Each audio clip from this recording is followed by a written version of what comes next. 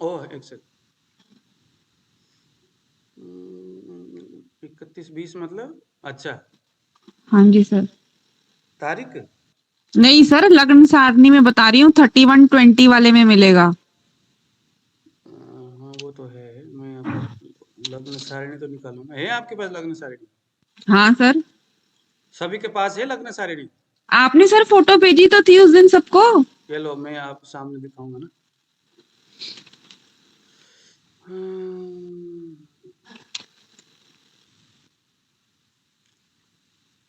तो हम लोग अपने एंड से कागज में ही इसको कैलकुलेशन करेंगे। ओके, कैलकुलेशन करेंगे और उसके बाद फिर मैं शेयर करता हूँ।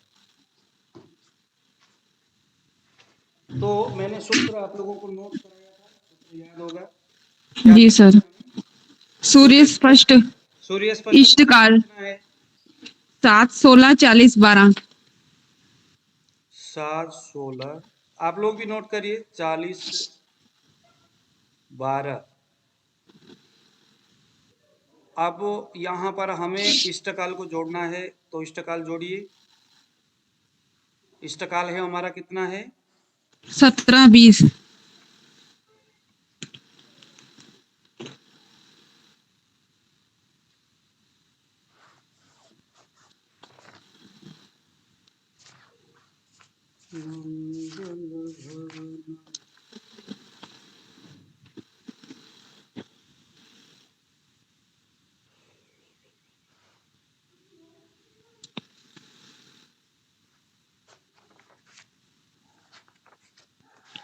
हाँ जी, कितना हुआ जोड़ करके?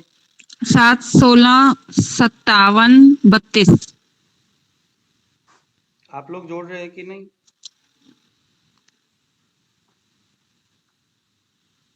जी सर।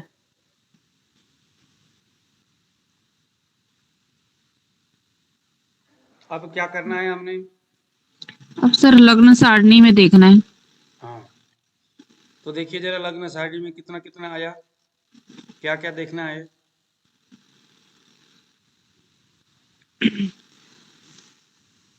सर बताऊं क्या कि हाँ, ना बताऊं? बताइए। सर 43, 36 आया।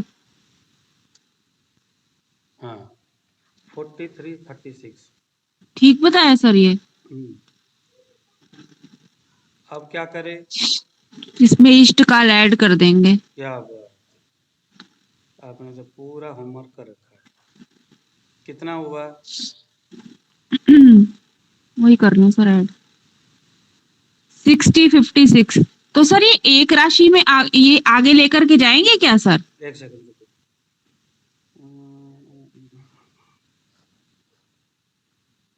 सर कहाँ से देखा 43, 66? लग्न सारणी में 31-20 वाला। 7 के जस्ट इधर आइए आप जरा। 16 के नीचे, 16 के नीचे नीचे आइए। ये हो गया। इधर है 7 और इधर ऊपर है 16। अच्छा, 43, 36। 43, 30। ओके, ये क्या चीज हुई हमारी? हाँ जी, 43, 36 क्या हुआ? ध्रुवांश। अच्छा, ध्रुवांश होगा, ध्रुवांश ध्रुवांश। देखा। Okay okay okay. अच्छा। 43 कितना है? 36। ओके, एक सेकंड। हाँ जी सर। 36 तो अच्छा, ध्रुवांश देखना था।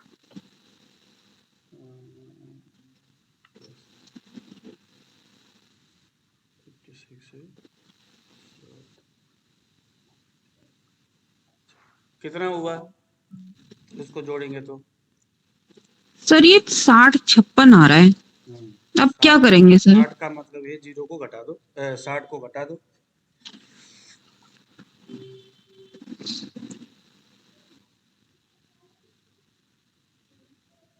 अब सर लेकिन फिर इसमें 0, 56 कैसे ढूंढेंगे? हाँ हाँ, वो मैं अभी ढूंढ दूंगा, कोई बात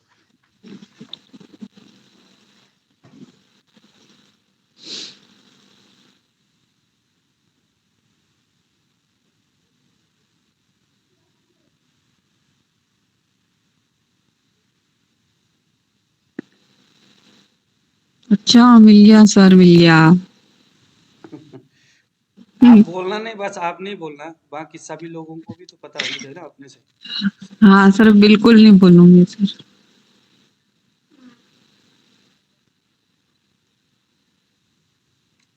फिर बाद में इसको करेंगे।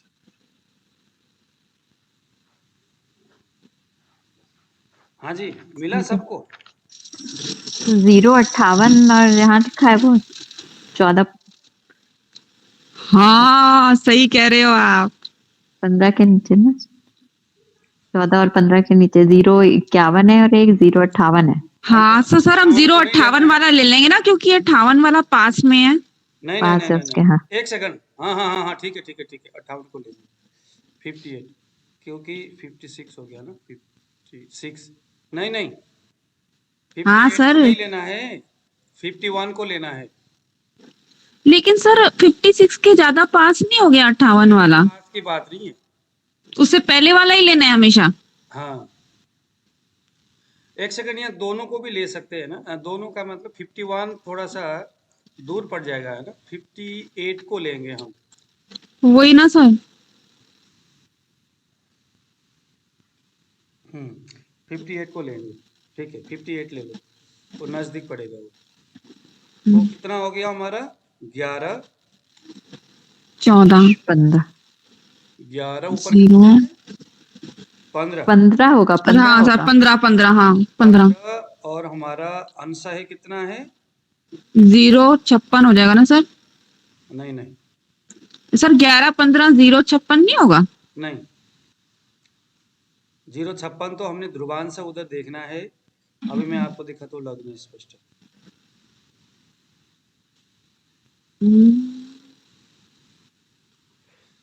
हमारा हो गया, मैं अभी यहाँ पर दिखाता हूँ। बाकी लोग, सभी लोगों ने कैलकुलेशन किया कि नहीं, बताइए जरा, कितना आया सभी लोगों का कैलकुलेशन? जी 056 तक आया है, उसके बाद ये 058 है, फिर आगे क्या करना है गुरुजी? सर आप वो आगे फिर 5732 ही लिख दोगे? हाँ,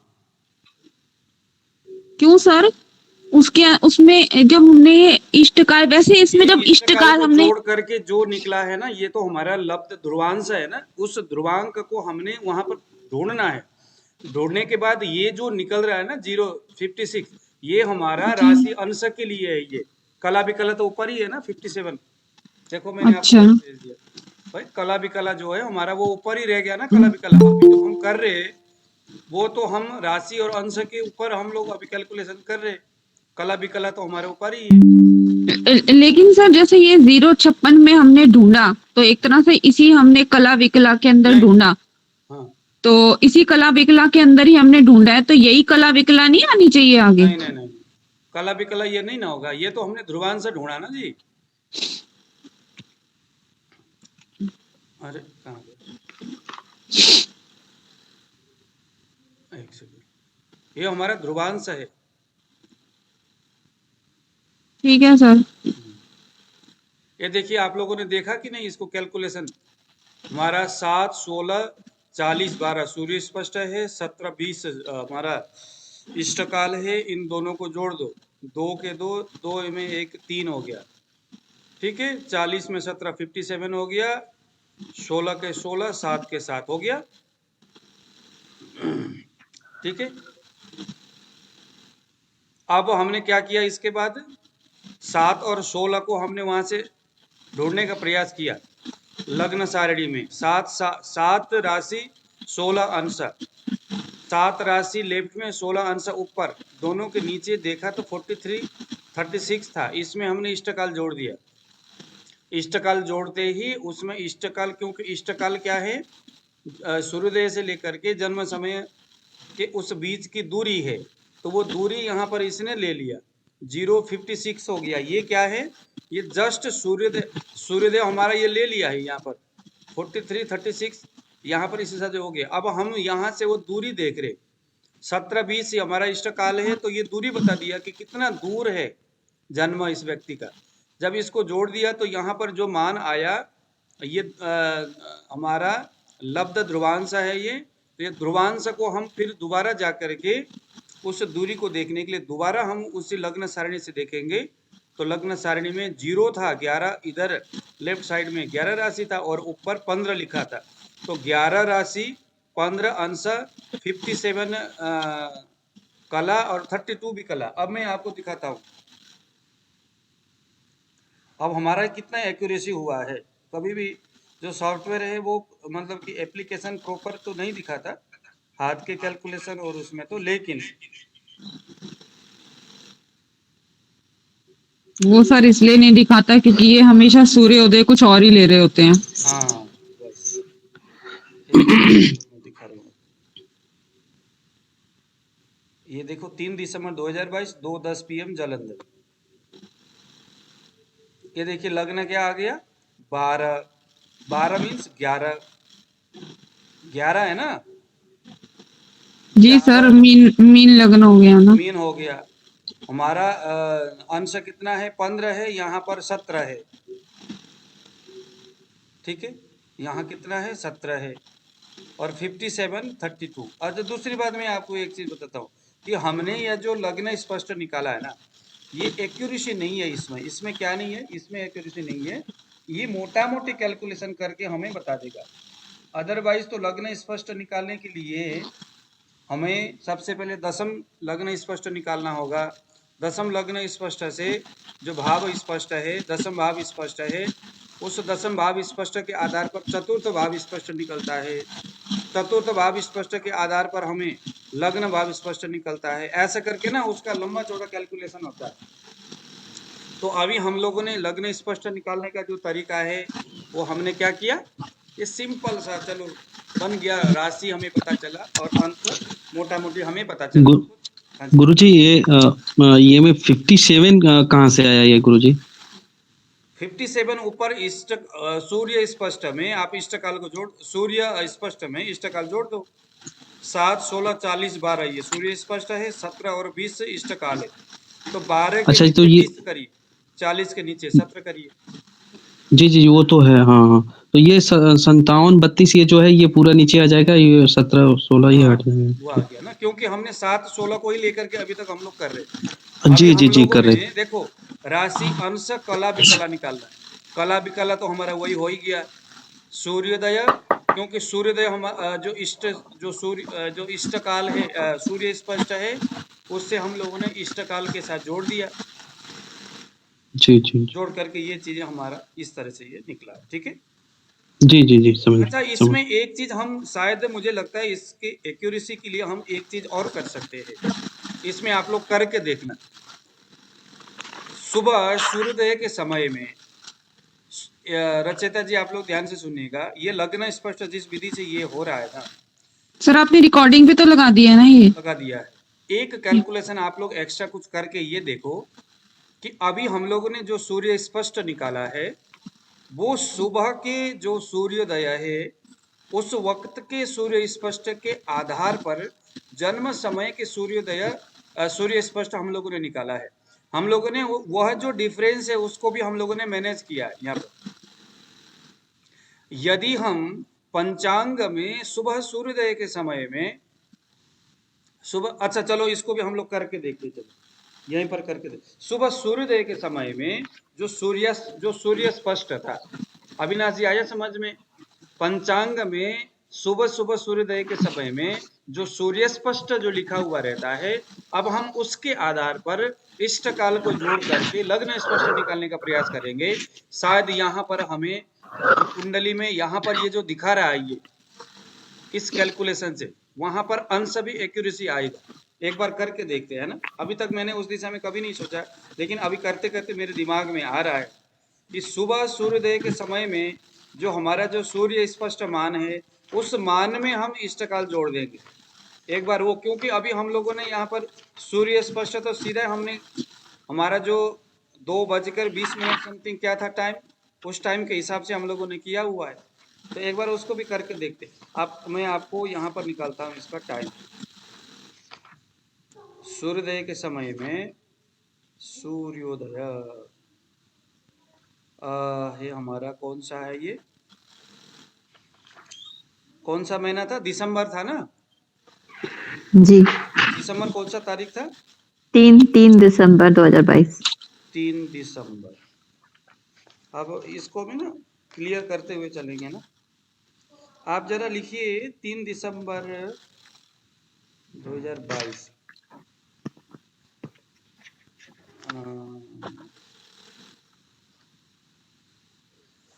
7, 16, 36, 36 लिखिए जरा। 7, 16, 36, 36 इसको मैं भी करता हूँ। 7, 16, 36, 36। अब इसमें इष्टकाल जोड़िए जरा। सर ये सूर्योदय के समय का सूर्य स्पष्ट बता रहे हो आप? हाँ ये जो कुंडली में साइड में जहाँ सूर्योदय लिखा होता है वहीं जहाँ सूर्य स्पष्ट भी लिखा होता हाँ है। लिखा हुआ रहता है। अच्छा ठीक है सर। 3 गुना 5, 12, 13, 16 तो कितना हुआ? 53, 56 हो गया। शायद कुछ बात बन सकता है। अब 7, 16 को हमने 7, 16 में क्या दिखा? 43, 36 दिखा ना। 36 इसमें हम इष्टकाल जोड़ेंगे। ओके, इष्टकाल जोड़ देंगे तो ये हमारा वही आ गया 0, 0। सेम ही तो आएगा सर, क्या फर्क आएगा? वो बस वो आगे का 36 ही तो आ जाएगा। 43, 43, 36 हो गया ना। पहले भी तो सर 43 36 ही था। नहीं नहीं 57 था ना पहले। हम्म। इसमें कोई खास फर्क नहीं पड़ा है ना। नहीं सर वो सेम आएगा, बस आगे 36 36 आ जाएगा बस। हाँ 46, 36 आ जाएगा आगे।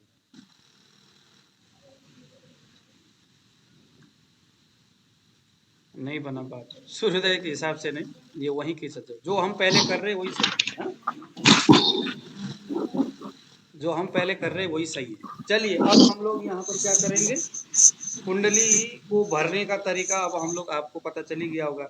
एक आप लोग 12 खाना बनाइएगा, तो यहाँ पर करके दिखाता हूँ आप लोगों को।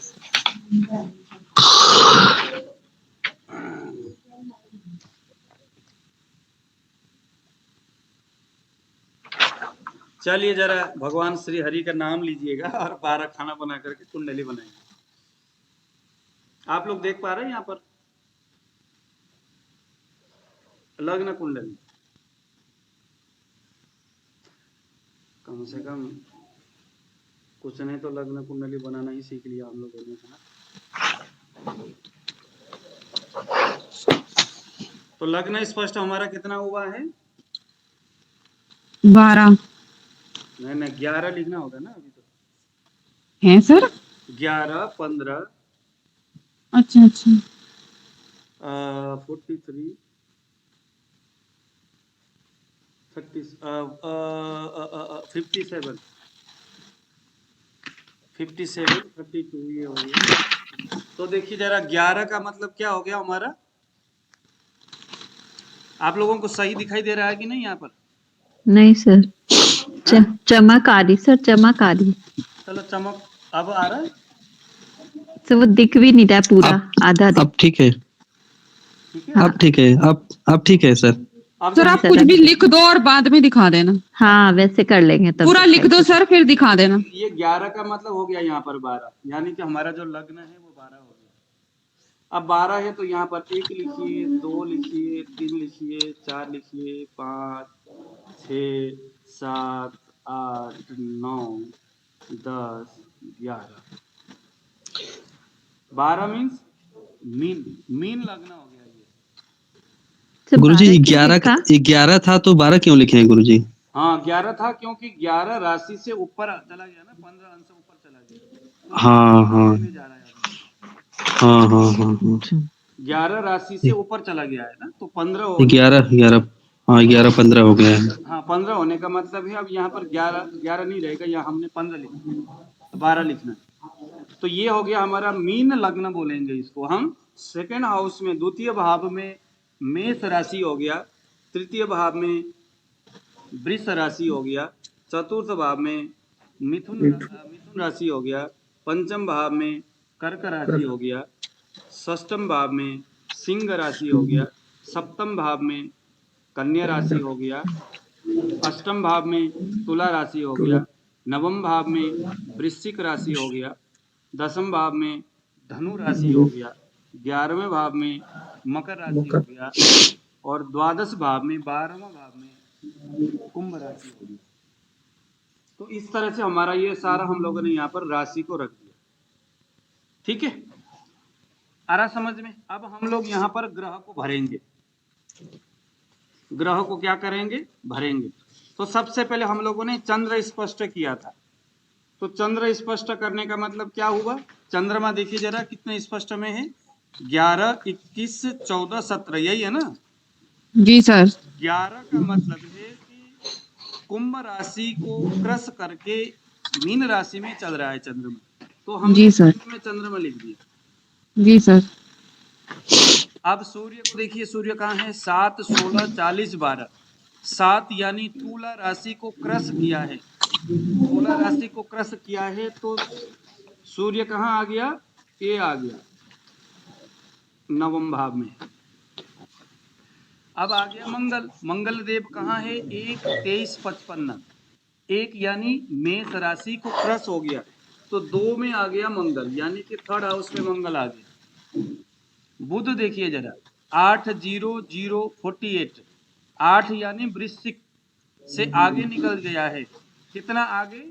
48 बिकला आगे गया है, अभी अभी गया है। लेकिन फिर भी हम तो क्या मानेंगे? 48 तो क्या, यहाँ पर एक बिकला भी ऊपर हो तो हमने यहाँ पर क्या करना है? 9 भाव करना है बुध। ठीक है, बुध कहाँ आ गया? 9 में। अब आ गया बृहस्पति। बृहस्पति कहाँ लिखना आप लोग बताइए?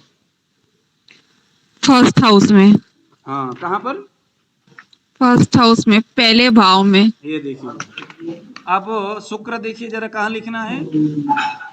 9वें घर में। 9वें घर में। 9वें घर में का मतलब कितना अंश है वो? जी अंश सर, मतलब? एक सेकंड, शुक्र की बात मैं कर रहा हूँ। शुक्र। शुक्र सर।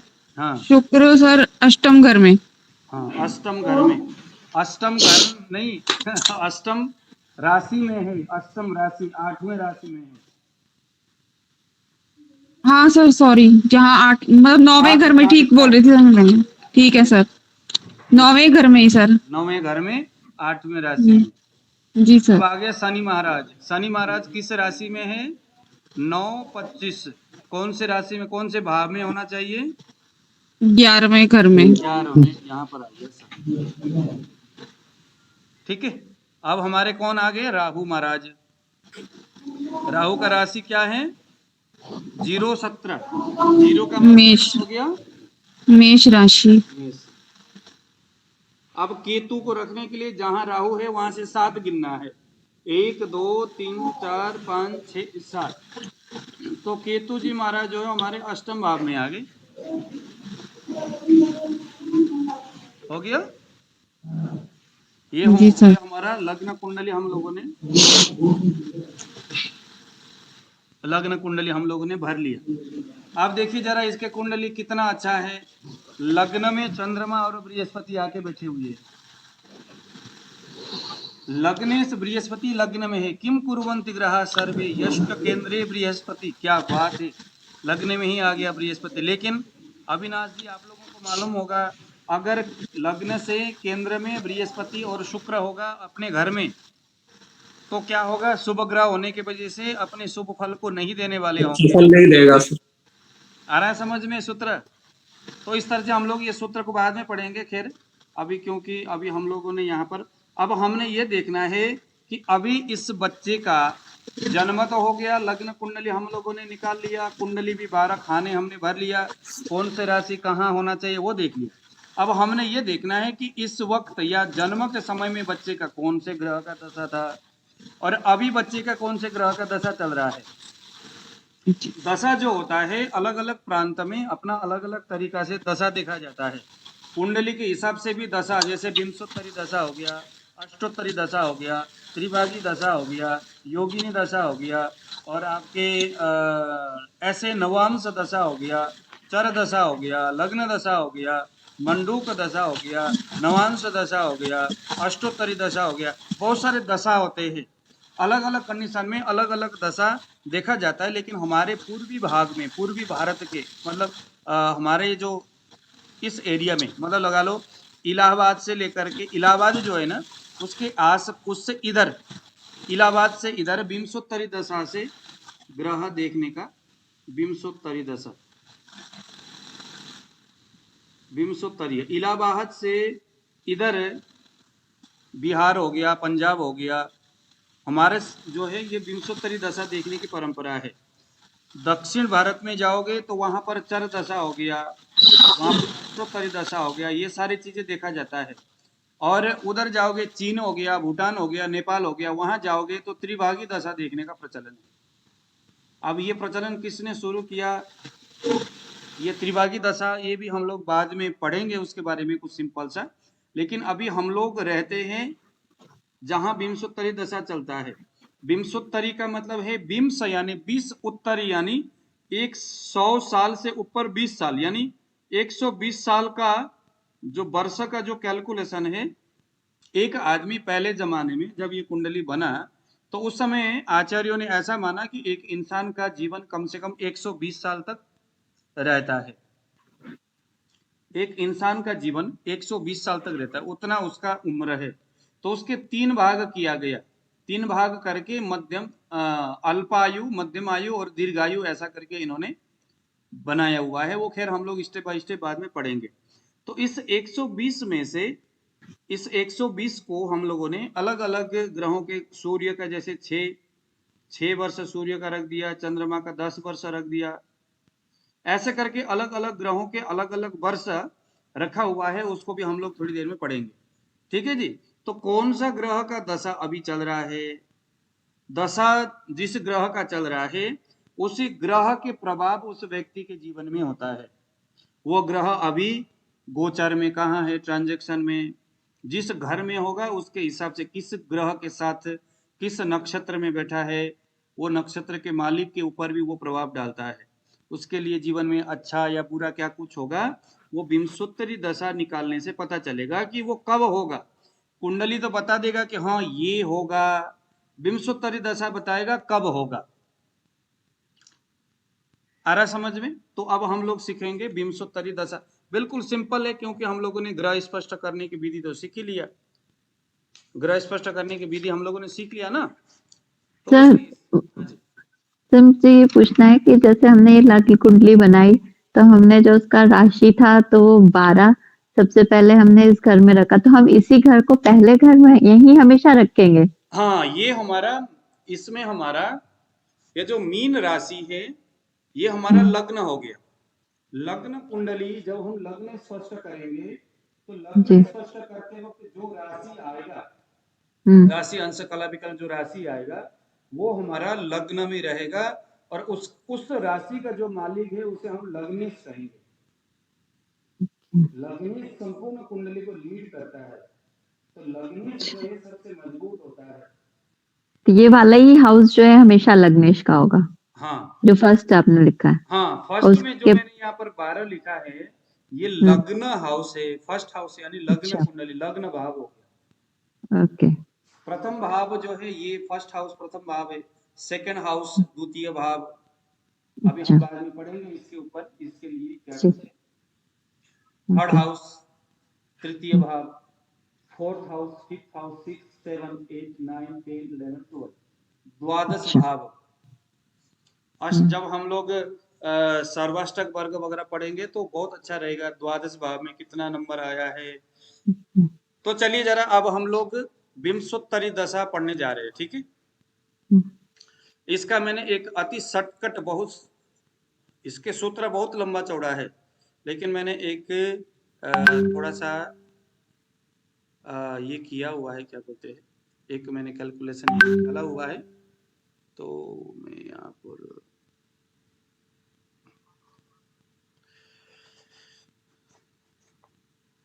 देखिए जरा, मैंने फोटो एक भेज दिया, उसको थोड़ा जूम करके देख लेना। तो हमारे पास 9 ग्रह है। सूर्य, चंद्र, मंगल, बुध, बृहस्पति, शुक्र, शनि, राहु, केतु, ये 9 ग्रह है। विंशोत्तरी दशा के आधार पर हमारे 9 ग्रहों को हम सबसे पहले सूर्य लिखिए जरा। सूर्य का जो मान है, जो वर्ष है, वो 6 साल है, 6 वर्ष है। चंद्रमा उसके बाद आएगा, चंद्रमा का वर्ष है 10। मंगल उसके बाद लिखिए, मंगल का वर्ष है 7। उसके बाद बुध, बुध का वर्ष है 17। उसके बाद आ गया बृहस्पति, बृहस्पति का वर्ष है 16। उसके बाद आया शुक्र, शुक्र का वर्ष है 20। उसके बाद आया शनि, शनि का वर्ष है 19। उसके बाद आया राहु, राहु का वर्ष है 17। उसके बाद आया केतु, केतु का वर्ष है 7। तो आप लोगों ने ना एक सूत्र लिखना है। लिखिए सर मंगल का बता दोगे एक बार? मंगल का है 7। अब यह जो ग्रह विंशोत्तरी दशा का जो एक सूत्र आप लोग लिखिए, आचम भौ रा ब्री सम बु केसु, ये दिमाग में बैठना चाहिए। लिखिए आचम भौ रा ब्री सम बु केसु, ये हमारा इसका क्रम है।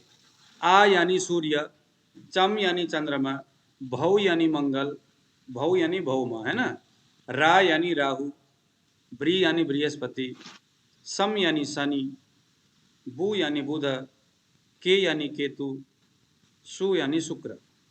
तो इसी हिसाब से जो यह ग्रह है इंसान के जीवन में क्रमशः आते हैं।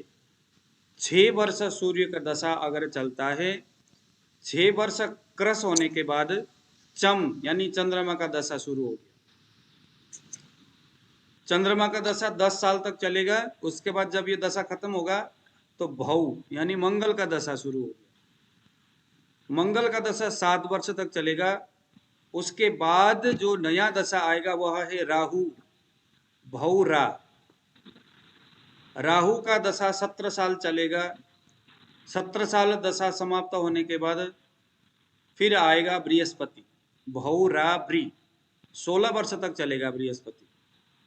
16 वर्ष तक बृहस्पति चलने के बाद जो दशा आएगा सम यानी शनि, शनि का समय है 19 वर्ष। नहीं आई क्या हमको? हाँ सॉरी सर, सॉरी। ओके, 19 वर्ष तक शनि के दशा चलने के बाद फिर जो दशा आएगा वह है बुध। बुध जो है 17 साल तक का उसका समय रहेगा। बुध के 17 साल समाप्त होने के बाद अगला जो दशा उस व्यक्ति के जीवन में आएगा के यानी केतु। केतु का दशा रहेगा 7 साल। 7 साल तक पूर्ण भोग करने के बाद उस व्यक्ति का नेक्स्ट जो दशा रहेगा सु यानी शुक्र। शुक्र का 20 साल तक का उसका लंबा वक्त है। सबसे ज्यादा शुक्र है, उसके बाद शनि है, उसके बाद बुध है, उसके बाद कौन है? बृहस्पति है, उसके बाद चंद्रमा है, उसके बाद कौन है? मंगल है, उसके बाद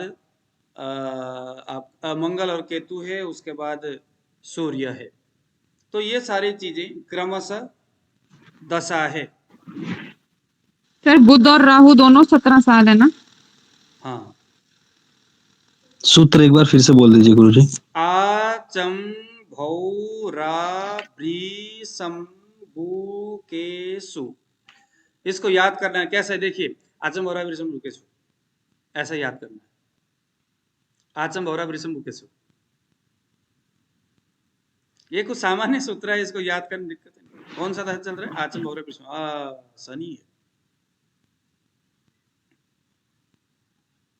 चलिए जरा अब विंशोत्तरी दशा निकालना है। सबसे पहले दशा निकालने का तरीका सीखना है। अभी इस व्यक्ति के जीवन में कौन सा दशा चल रहा है, सबसे पहले तो यही देखेंगे।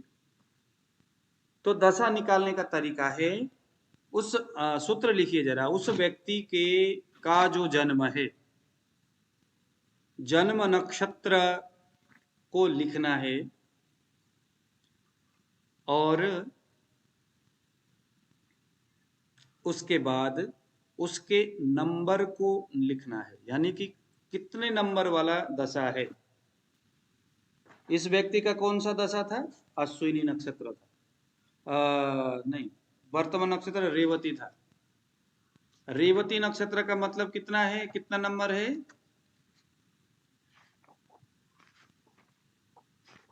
हाँ जी, रेवती का मतलब कितना नंबर है?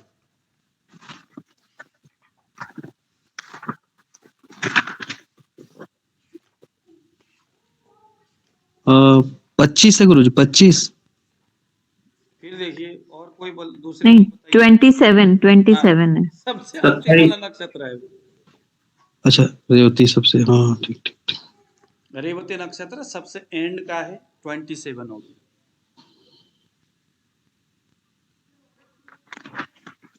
ठीक है, जन्म नक्षत्र को गिनना है। कहां से गिनना है? कृतिका नक्षत्र से। अश्विनी से नहीं गिनना है, कृतिका से गिनना है। चलो, अगर हम अश्विनी से भी गिनेंगे तो 27 नंबर हो गया हमारा रेवती का। 27 में 3 को माइनस करिए, अथवा कृतिका नक्षत्र से रेवती नक्षत्र को गिनिए। कृतिका से क्यों गिनेंगे गुरुजी? कृतिका से गिनना है क्योंकि कृतिका हमारे विंशोत्तरी दशा, हमारा जो है कि अभी पूर्व क्षितिज मेष का 0 अंश 0 कला 0 अंश 0 राशि 0 अंश 0 कला 0 विकला का जो पूर्व संपात है, पूर्व संपात का जो जो 0 बिंदु है वो कृतिका के, यानी अश्विनी नक्षत्र के, कृतिका नक्षत्र के प्रथम बिंदु में पड़ रहा है।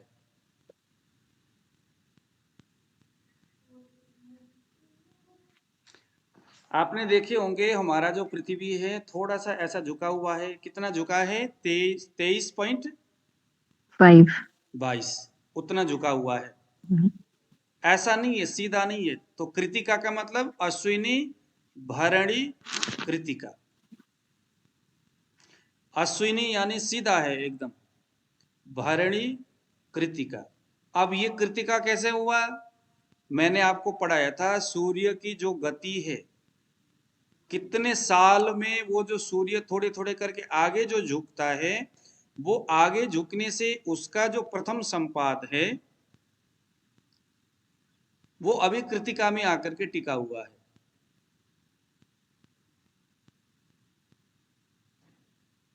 इसीलिए अभी नहीं, वो बहुत पहले है। हालांकि कैलकुलेशन में कुछ लोगों का ऐसा मानना है कि अभी ये कृतिका से भी काफी आगे निकल चुका है, लेकिन अभी हमारा जो फिर भी जो कैलकुलेशन हम लोग करते कृतिका के हिसाब से करते।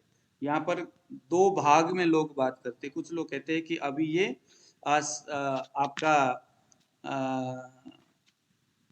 आर्द्रा या समथिंग ऐसे कुछ नक्षत्र में अभी आया हुआ है कहकर के लोग बोलते हैं, लेकिन काफी लोग जो हमारे प्राचीन ज्योतिष को मानने वाले लोग हैं वो कहते हैं कि नहीं, हम लोग इसको प्रथम बिंदु को ही मान करके, हम लोग कृतिका को ही मान करके हम लोग चलेंगे।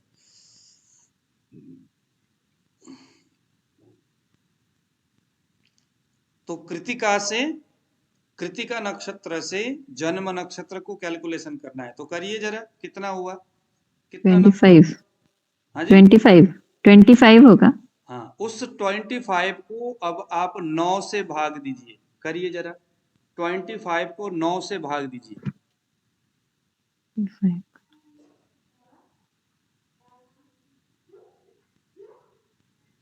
9 से भाग देना है। 2 बार जाएगा, कितने बार? एक सेकंड, 2 बार पहले जाए। जितनी बार जाएगा। और शेष कितना बचा? 7। 25 कहाँ से आया? 25 से कैलकुलेशन किया कृतिका नक्षत्र से। अच्छा,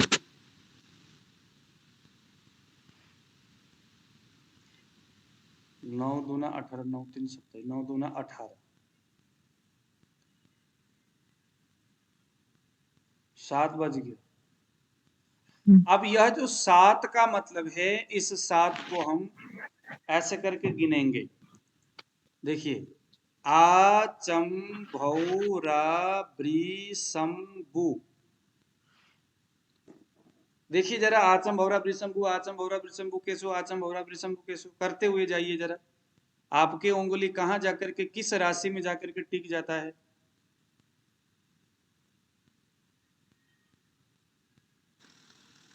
बुध पे। हाँ, आप सभी लोग देखिए जरा, कहां जाकर के टिक जाता है?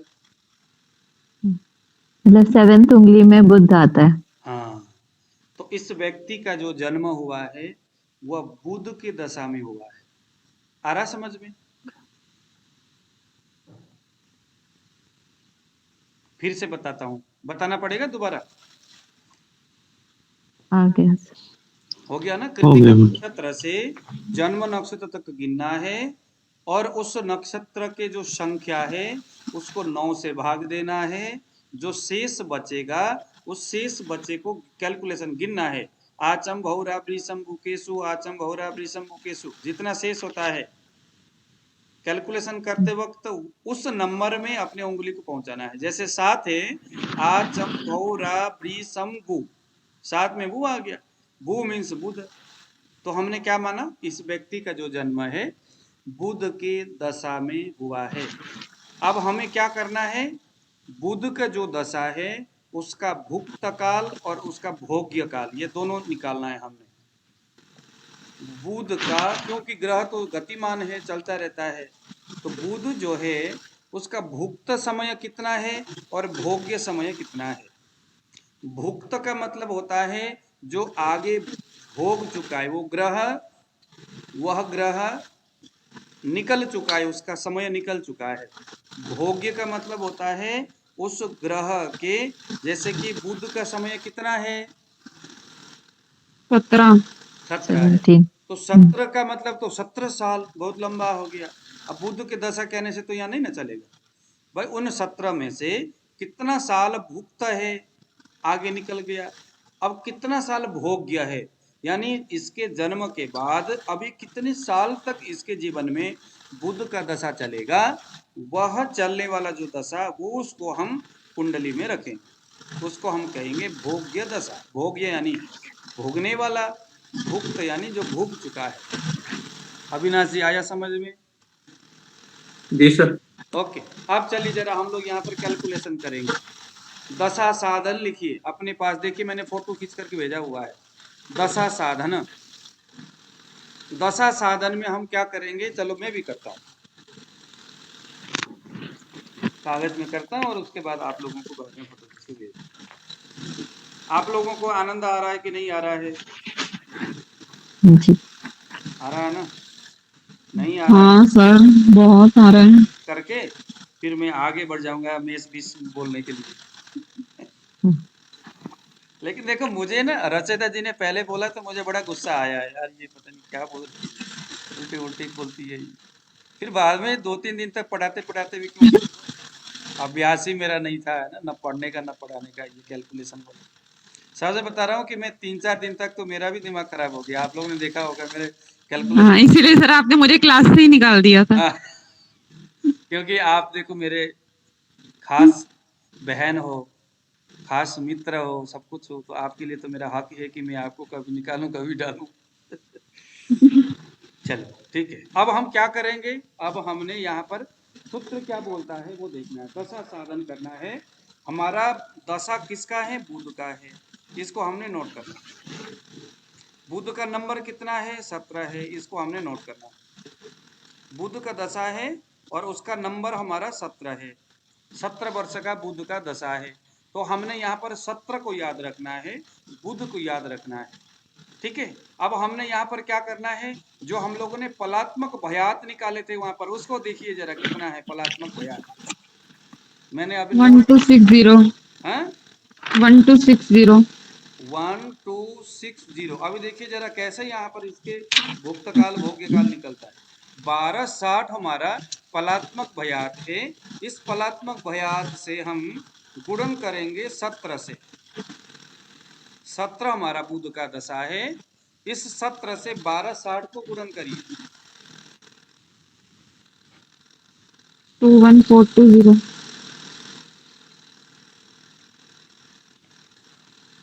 हाँ 21420 ये हो गया हमारा। अब हम क्या करेंगे, हमारा पलात्मक भवोग कितना था? 3675। 3675, इससे उसको भाग दीजिए। बिल्कुल सिंपल है, कोई ज़्यादा लफड़ा वाला बात ही नहीं है। 3675, किसी को समझ में नहीं आया तो बता देना। कितना निकला? किससे भाग देना है सर 3675 को? 21 4 20 को, जो 17 के 1260 पलात्मक जो भयात था, उस पलात्मक भयात को दशा के वर्षमान से गुणन करना है। गुणन करने के बाद जो लब्धमान आएगा उसको पलात्मक भवोग से भाग देंगे, जैसे हम चंद्र स्पष्ट सूर्य स्पष्ट में कर देंगे। तो जो लब्धमान जो मान आएगा उधर भाग मान आएगा वो हमारा वर्ष होगा। मतलब उतना वर्ष 17 में से 5 वर्ष बीत चुका है। अब हमने निकालना है कितना महीना, वर्ष निकल गया हमारा। अब हमने क्या करना है, कितना महीना, तो कितने महीने का एक वर्ष होता है? 12 महीने का। 12। तो ये 12 से हमने यहाँ पर गुणन करेंगे, किस में? अच्छा इसमें बचे हुए में बचे हुए में, तो इसको कितना बचा? 3045। 5 से जाएगा ना सर ये? हाँ 18 3 75।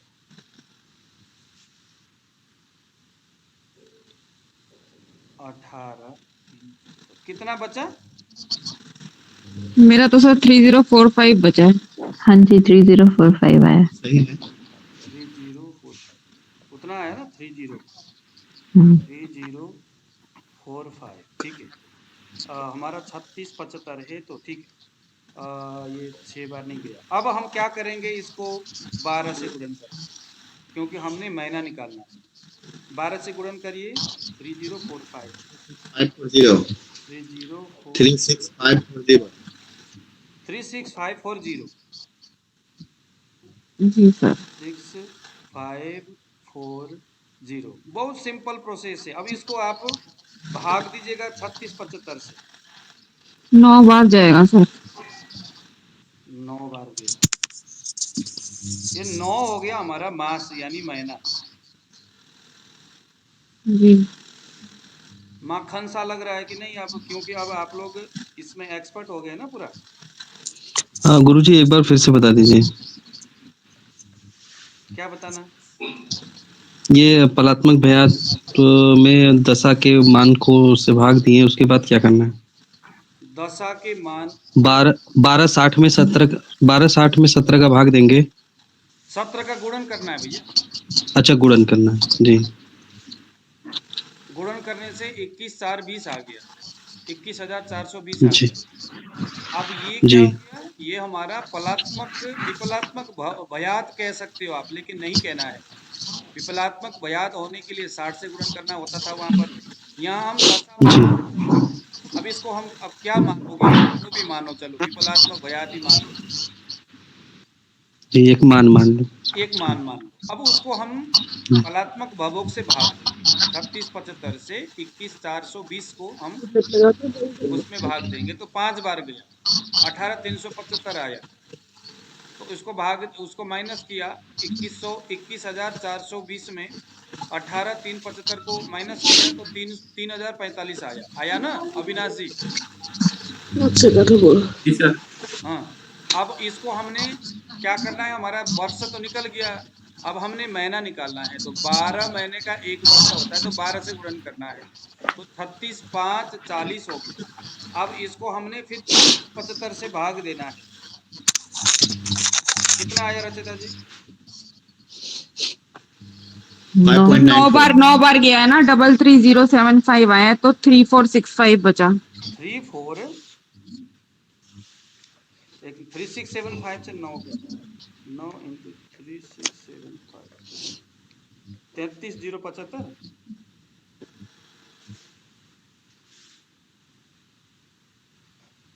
कितना बचा?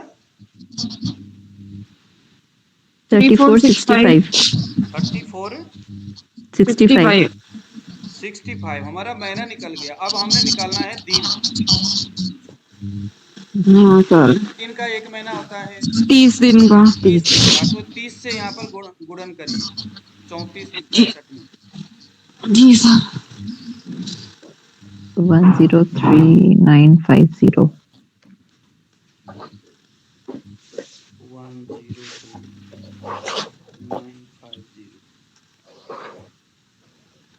ये हो गया। अब इसको दोबारा हम भाग देंगे 3675। 28 बार जाएगा सर। 28 ये 28 हो गया हमारा दिन हो गया ये, है ना। जी सर। 28 दिन हो गया, तो कितना शेष हुआ?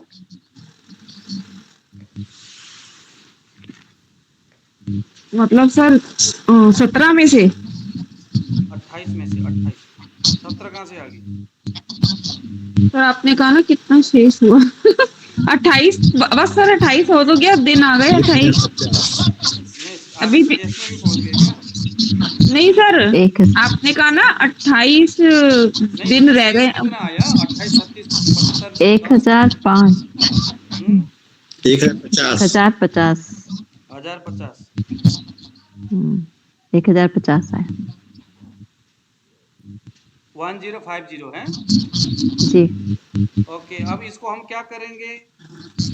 हमारा वर्ष निकला, मास निकला, दिन निकला। अब हमने निकालना है घटी। तो कितने घटी बराबर घटी? कितने घटी बराबर एक कला होता है, मतलब कितना घटी बराबर घटी कितना, यानी कि यहाँ पर 60 से गुणन करना है। क्योंकि सर एक दिन के अंदर 60 घटी होते हैं इसीलिए।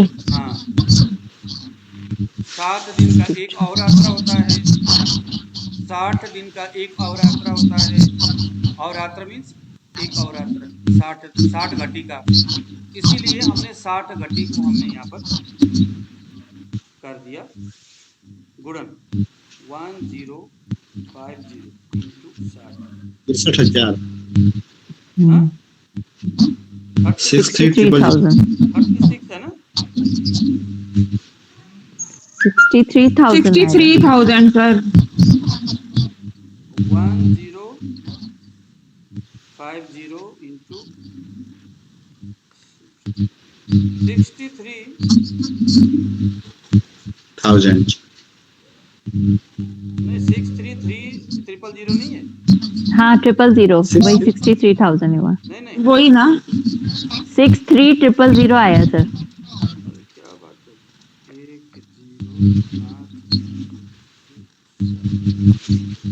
0 ठीक है। ये मेरे कैलकुलेटर लगता है देसी पड़ गया। अब हमने निकालना है घटी। तो अब अभी डिवाइड सर करेंगे अभी क्या निकाला है सर ये हमने? अब हमने निकालना है घटी। इसको डिवाइड कर देंगे, इसको हम भाग देंगे 36 से। 17 बार जाएगा, 17 बार जाएगा सर। 525 बचेगा फिर। 525 और दोबारा 60 से गुणन करना है। पल निकालना है। क्या निकलेगा सर अब? पल पल पल अच्छा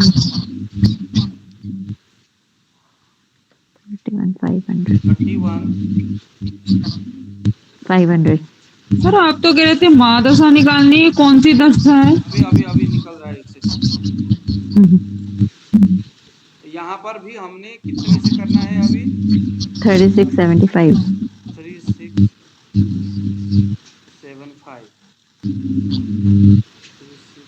कितना आया? 8 बार जाएगा 29,400। हाँ सर आ गया।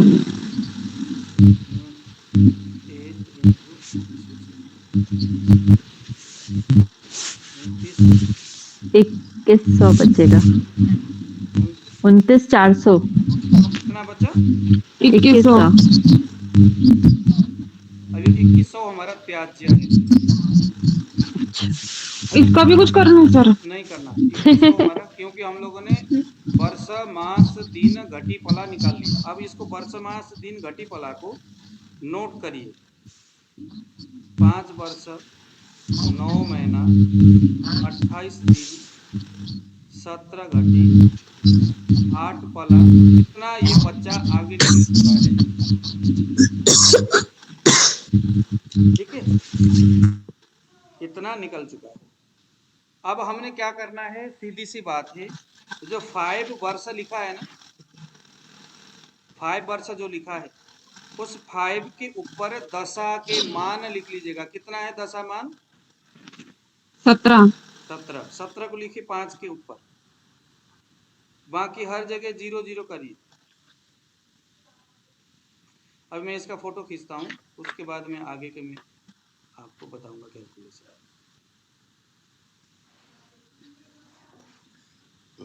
अब यहाँ पर मुझे फोटो खींचना पड़ेगा, नहीं तो आप लोग कंफ्यूज हो जाओगे। पहले मैंने पूछना है कि सभी लोगों का कैलकुलेशन सही रहा कि नहीं। जी। रंजीत जी,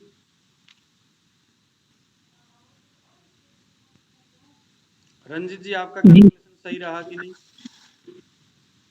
जी गुरुजी। रजनीश जी आपका कैलकुलेशन सही रहा कि नहीं? जी हाँ सही है। निकल गया ना? जी हाँ। कितना निकला? 5 वर्ष 9 महीना 28 दिन 17 घटी 8 फला, इतना निकला कि नहीं? निकल गया गुरुजी।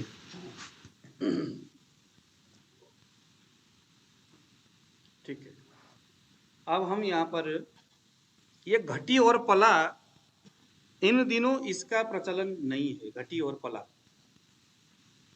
घटी और पला 17 और 8 का प्रचलन इन दिनों नहीं है। पहले के ज़माने में वैसे कुंडली हुआ करता था, जहाँ पर मैंने, आप लोग देख रहे हैं कि नहीं, मैंने आपको ये स्क्रीन शेयर किया हुआ है कि नहीं?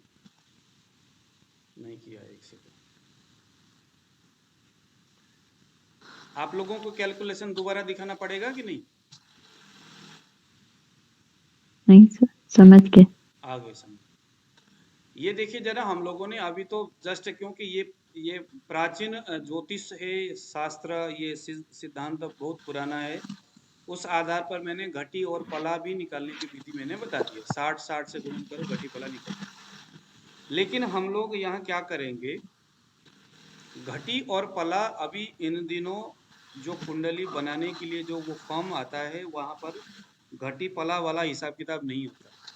वहाँ पर वर्ष महीना और दिन इसी को रखा जाता है, घटी और पला को नहीं रखा जाता।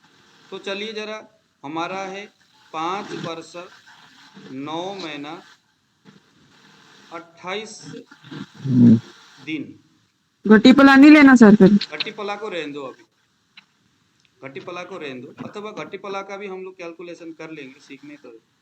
कर लो सर, उसमें 60 ही तो लिखना। हाँ, अब यहाँ पर ऊपर 5 के ऊपर 17 कर दो, जैसे मैंने किया है। 9 के ऊपर 0 0 कर दो, 28 के ऊपर 0 0 कर दो।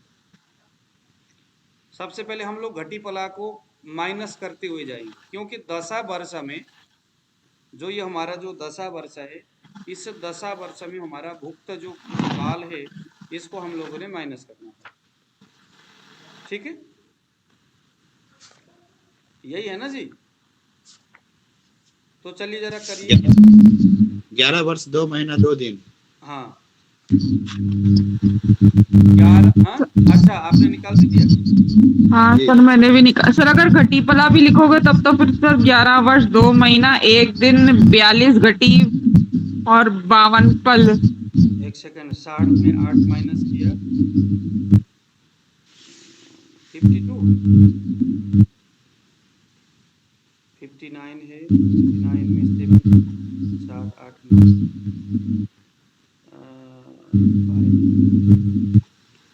5 5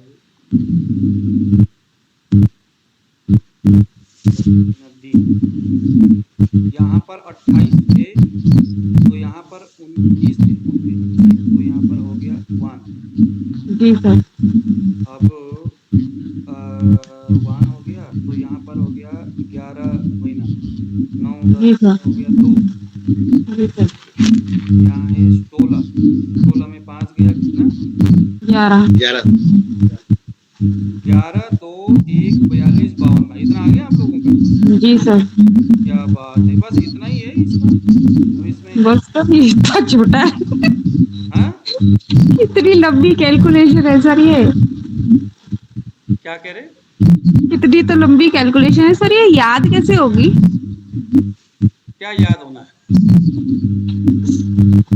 सर पहले तो आचम बोरा पता नहीं वो आचम सर। भौरा भीषम मुकेशु। हाँ सर, पहले तो वो याद करना पड़ेगा ना सर। अरे तो आचम भौरा भीषम मुकेशु याद करने क्या दिक्कत है? हाँ सर, ये अचंभा से याद हो जाएगा, अचंभा। डायरी बना लो और इस तरह की चीजें उसमें नोट कर लो, और उसके बाद रोज कैलकुलेशन। देखो ऐसा है, ज्योतिष जो है ना, ज्योतिष हो गया, नाड़ी परीक्षण हो गया, ये कुछ ऐसी चीजें हैं, रोज जब आप करते जाओगे तो पता ही नहीं चलेगा आप कितने जल्दी टैलेंट हो।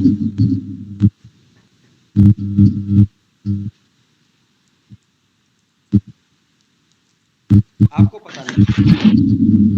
तो हमारा क्या हो गया, बुध का दशा हो गया, ठीक है। सर ये जो नक्षत्र का नंबर आता है और उसको हम 9 से डिवाइड करते हैं, ये जो 9 से हम डिवाइड कर रहे हैं ये हमारा सूत्र है ना, मतलब ये फॉर्मूला है ना, बस उसको याद रखना है। हाँ ठीक है सर। ठीक है। तो आज हम लोगों ने कुंडली भरने का तरीका सीखा और विंशोत्तरी दशा के आधार पर दशा निकालने की विधि, भुक्त और भोग की दशा हम लोग ने जानी है। सर जो कुंडली बनाई है उसकी भी फोटो भेज दीजिएगा, लग्न वाली। अच्छा इसका जी।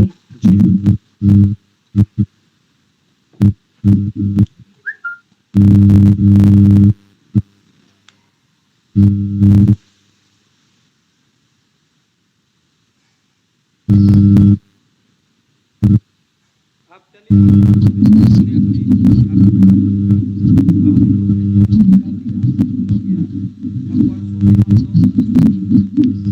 ये कैलकुलेशन से थोड़े बाहर निकलेंगे या किसी एक का कुंडली बना करके फिर दम लेंगे, बताओ क्या किया जाए। अविनाश कुंडली जी बना के बताइए, किसी के बच्चों का कुंडली बनाना है तो सभी लोग मिलकर बनाते हैं।